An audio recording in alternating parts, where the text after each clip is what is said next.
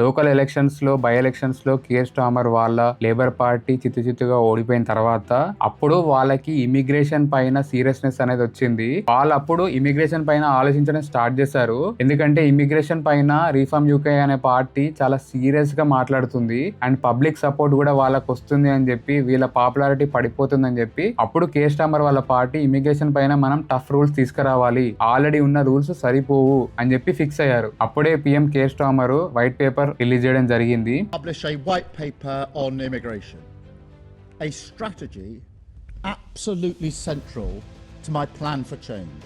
దానికి అపోజిషన్ వాళ్ళు 5 years నుంచి 10 years కాదు 15 years పెట్టాలి అని చెప్పి అపోజిషన్ వాళ్ళు ఈ రిఫార్మ్ యూకే నైజల్ ఫరేజ్ అయితే అసలు ఐఎల్ఆర్ అనేది అబాలిష్ చేయాలి, సెటిల్మెంట్ అనేది ఉండొద్దు. అప్పటి వరకు లేబర్ పార్టీ ఇమిగ్రేషన్ పైన కొత్త రూల్స్ తీసుకురావాలనే ప్లాన్ లో లేకుండే ఎలక్షన్ లో ఓడిపోయిన తర్వాత వాళ్ళ పాపులారిటీ తగ్గిపోతుంది అండ్ గవర్నమెంట్ పడిపోయే అవకాశం ఉందని చెప్పి రిఫార్మ్ యూకే పార్టీని తొక్కేద్దామనే ప్లాన్ లో వీళ్ళు కొత్త ఇమిగ్రేషన్ ప్రపోజల్ తీసుకురావడం జరిగింది.